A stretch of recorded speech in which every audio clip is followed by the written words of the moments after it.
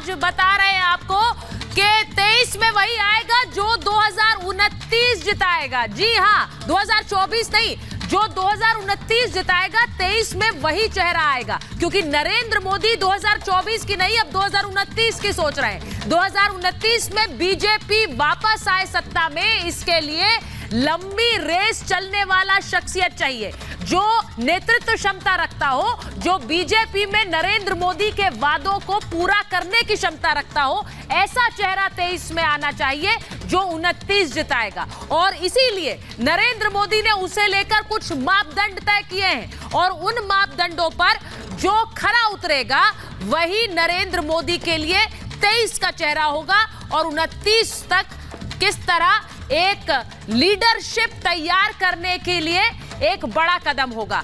उसमें सबसे पहले मापदंड क्या है? मोदी की गारंटी जो पूरा करे वो चेहरा। जो इस तरफ आप तस्वीरें देख रहे हैं, ये वो नोटों का अंबार आप देख रहे हैं जो साफ आईटी रेज में सामने आया है, 210 करोड़। और बीजेपी का सीधा आरोप है कि कांग्रेस सांसद से जुड़ी प्रॉपर्टी से 210 करोड़ मिले हैं। देखिए, जहां तक आप देखेंगे नोटों का अंबार अलमारियों में भरा हुआ है, 210 करोड़ रुपए जब्त किए हैं और इसी भ्रष्टाचार पर वार मोदी की गारंटी है। तो जो मोदी की गारंटी को आगे बढ़ाए वो चेहरा 2023 में आएगा। वो चेहरा कौन होगा? सबसे पहला मापदंड मोदी की गारंटी पूरा करना। वहीं दूसरा मापदंड क्या है? युवा और महिला चेहरों को आगे बढ़ाना। और इसीलिए 2023 में वो आएगा जो युवा हो, जो 2029 तक चल सके, जो महिला चेहरे हैं उनको आगे करने का। और इसीलिए उन चेहरों को आगे करने की कवायद तेज है जो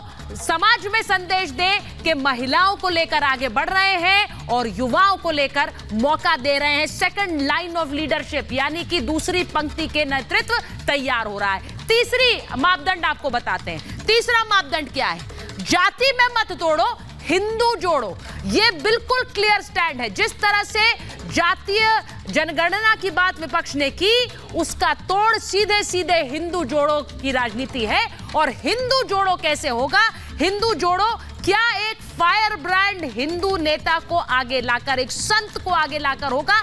यूपी में वो किया है बीजेपी ने। और इसीलिए आपको बता रही हूं कि जब 2023 में जीत हुई है और प्रचंड जीत हुई है, तो उस जीत का सेहरा उन चेहरों पर जिन्होंने मोदी की गारंटी को आगे बढ़ाया। इसीलिए हम कह रहे हैं कि क्या बीजेपी एक फायर ब्रांड हिंदू नेता पर दांव चलेगी, एक हिंदूवादी पर दांव चलेगी? बीजेपी एक और योगी क्या ला सकती है, यह सवाल पूछा जा रहा है। 3 राज्यों में हिंदूवादी चेहरों पर नजरें हैं। जातिवाद खत्म कर फोकस है हिंदू जोड़ने का, क्योंकि जातीय जनगणना की बात विपक्ष ने की, उसका तोड़ किया है एक ऐसा चेहरा जो जातियों से ऊपर हो।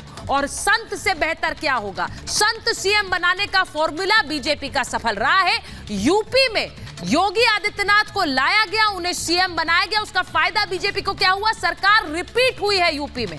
योगी आदित्यनाथ एक सफल मुख्यमंत्री और उन्होंने 2022 में सरकार रिपीट करके बीजेपी को दी सीएम बनने के बाद। अब इसका सीधा मतलब यह है कि आप उसी तरह का दांव अब बालकनाथ पर चल सकते हैं। बालकनाथ के नाम पर बहुत चर्चाएं हैं और उसके पीछे एक सीधी सी वजह यह है कि वो एक युवा चेहरा भी है, वो एक संत भी है। और इसीलिए जो जातियों की काट है, हिंदुओं को जोड़ने की काट है, वो सीधे सीधे एक संत को लाने का दांव है। क्या आज महाभारत में इस पर भी बात करूंगी कि इन 3 मापदंडों पर जो सफल होगा और इन्हीं से विपक्ष को न सिर्फ 24 में बल्कि 29 में भी मात देगा।